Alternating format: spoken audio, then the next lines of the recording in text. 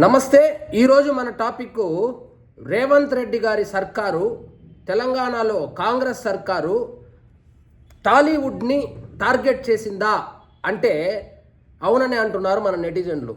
చూడండి ఈ వీడియో ఒకటి చూడండి. ఈయన ఎవరో నిజామాబాద్ రూరల్ ఎమ్మెల్యే అంట. పగటి వేషాలు సినిమా తీసిన అదే మన పుష్ప అంటే ఏంది మన సామాజిక అంటే సమాజాన్ని బాగుపరిచే సినిమా, అది ఒక స్మగ్లర్ సినిమా. అది ఎర్రచందనం అమ్ముకోవడానికి నువ్వు చేసిన దండలను చూపించినావు. నువ్వు మా ముఖ్యమంత్రి మాట్లాడితే ఖబర్దార్ ఆంధ్రోడ్ అంట. మళ్ళా స్టార్ట్ చేసినారు వీళ్ళు. ఎమ్మెల్యేగా రూలింగ్ పార్టీ ఎమ్మెల్యేగా మాట్లాడుతా ఉన్నాను. మీకు ఇచ్చిన గౌరవాన్ని ఉంచి ఇక్కడ వ్యాపారం చేసుకోండి. కానీ మా ముఖ్యమంత్రి గారి మీద మాట్లాడినా ఇంకేదో నీకు ఉన్నది ఏందా? నువ్వు పగటి వేషగాడు డబ్బులు సంపాదించుకునే వ్యాపారస్తుడి. నువ్వు ఈ సమాజానికి ఏం చేసావు? నీ గౌరవం ఇవ్వాలి. మీరు వ్యాపారం చేసుకుని బతకండి, అంతే. కాంట్రిబ్యూషన్ ఏముందా తెలంగాణకు? 100% మేము హెచ్చరికలు జారీ చేస్తా ఉన్నాము.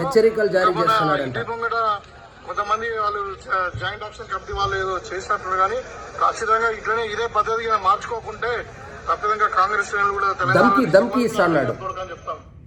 నిజామాబాద్ రూరల్లో ఎమ్మెల్యేనో ఏదో లిటరల్గా దమ్కి ఇస్తాడు.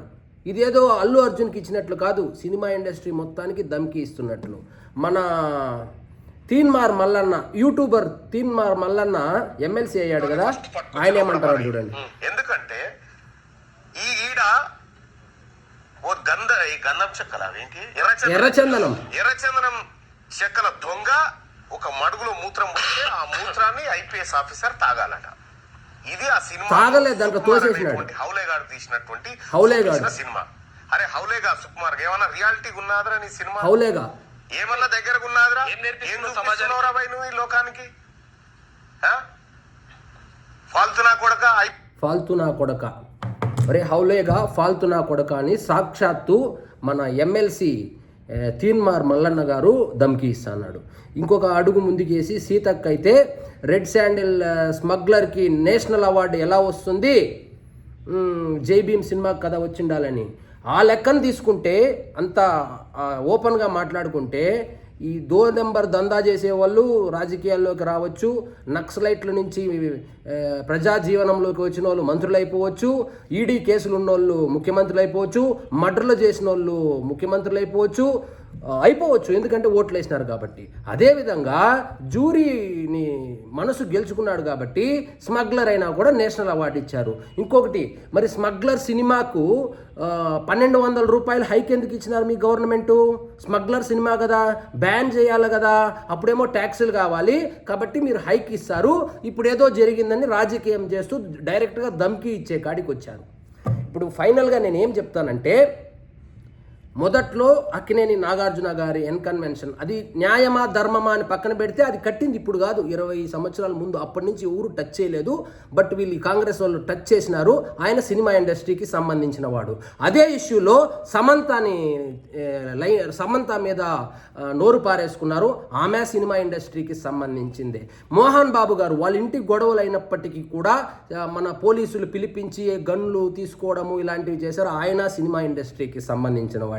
లేటెస్ట్గా అల్లు అర్జును ఈ కేసులో ఇరుక్కోవడము, ఒకరోజు రిమాండ్లో ఉండడము, తర్వాత పోలీసు ఇంట్రాగేషన్కి రమ్మనడము, ఆయన సినిమా ఇండస్ట్రీకి సంబంధించిన వాడే. గతంలో బాలకృష్ణ ఇంటికి సంబంధించి ప్రహారీ గోడకు సంబంధించిన న్యూస్ ఏదో వచ్చింది, ఆయన సినిమా ఇండస్ట్రీకి సంబంధించిన వాడే. మరి లేటెస్ట్గా జూనియర్ ఎన్టీఆర్కు బిగ్ టీవీ యూట్యూబ్ ఛానల్లో వచ్చినటువంటి వార్తలు ఏదైతే ఉందో, సో బిగ్ టీవీ అంటే కాంగ్రెస్కు అనుకూలమైనటువంటి మీడియా సంస్థగా పిలువబడుతుంది కాబట్టి అది కూడా జూనియర్ ఎన్టీఆర్ కూడా సినిమా ఇండస్ట్రీకి సంబంధించిన వాడే.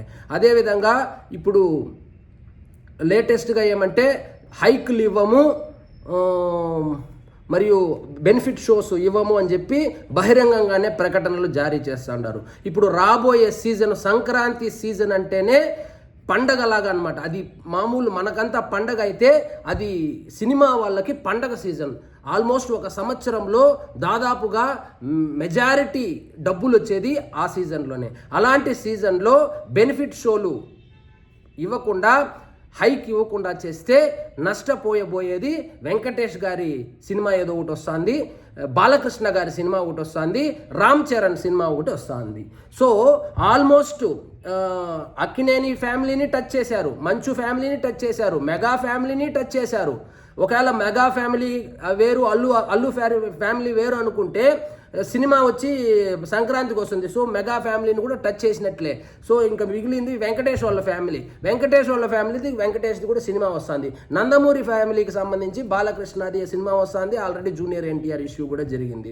సో ఇవన్నీ నిశితంగా గమనిస్తే మన రేవంత్ రెడ్డి గారి సర్కారు టాలీవుడ్ని ఏమైనా టార్గెట్ చేసిందా అంటే ఈ సిరీస్ ఆఫ్ ఇన్సిడెంట్స్ ఏం చెప్తా ఉందంటే నిజమే కావచ్చేమో అని ఒక ఇది వినపడతా ఉంది, గాసిప్ వినపడతా ఉంది, అభిప్రాయాలు కూడా వ్యక్తం అవుతా ఉంది.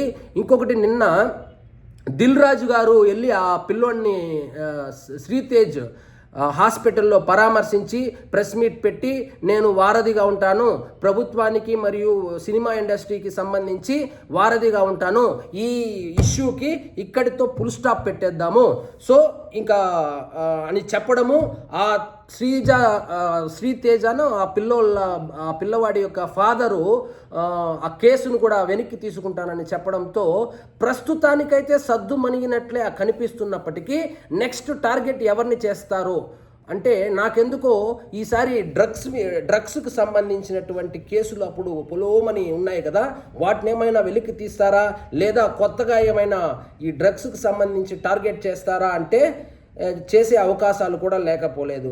సో ఈ విధంగా ఏదైనా ఒక ఇండస్ట్రీ, సినిమా ఇండస్ట్రీ చిన్నది, కాంగ్రెస్లో ఒక రాజకీయ నాయకుడికి ఉన్నటువంటి వ్యాపారాలకి సంబంధించినటువంటి లావాదేవీలు ఆ టర్న్ ఓవర్ అంత ఉండదు.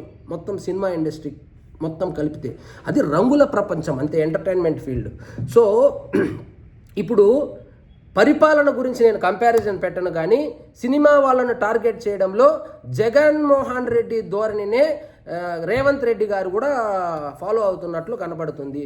సో సినిమా వాళ్ళని టార్గెట్ చేస్తే ఓట్లు పడతాయా పడవా అనేదానికన్నా సినిమా వాళ్ళని టార్గెట్ చేస్తే ఎలక్షన్కు ముందు సోషల్ మీడియాలో ఆ సదరు హీరో అభిమానులు ఎవరైతే ఇబ్బంది పెట్టారో వాళ్ళకు చుక్కలు చూపిస్తారు. ఇప్పుడు సోషల్ మీడియా ప్రపంచం అయిపోయింది కాబట్టి ఇక మీదట రేవంత్ రెడ్డి సర్కారు మీద వచ్చేటువంటి ఏ ఒక చిన్న విషయం వచ్చినా కూడా అది వాళ్ళు పోస్టులు పెడతారు, దాన్ని రీపోస్టులు చేస్తారు. చేయడం వల్ల ఏమవుతుందంటే ఈజీగా వైరల్ అవుతుంది. సో బీఆర్ఎస్ పార్టీకి బీజేపీ పార్టీ ఏవైతే ఇష్యూస్ రైజ్ చేస్తాయో వాటిని కూడా వీళ్ళు వైరల్ చేసేటువంటి ప్రమాదం ఉంది. సో ఎంతో కొంత సినిమా వాళ్ళని టచ్ చేస్తే చరిత్ర ఏం చెబుతుందంటే సినిమా వాళ్ళతో జాగ్రత్తగా ఉన్న గవర్నమెంట్ నిలబడుతుంది. లేదంటే బెస్ట్ ఎగ్జాంపుల్ జగన్మోహన్ రెడ్డి గారిది చూసాం కదా, ఎలాగో 151 సీట్ల నుంచి 11 సీట్లు పడిపోయిందో 151 నుంచి. అదేవిధంగా ఈ సినిమా వీళ్ళకు అర్థం కాకుండా చేస్తాను. సినిమాలో అది క్యారెక్టరు, ఆ స్మగ్లర్ అనేది క్యారెక్టరు.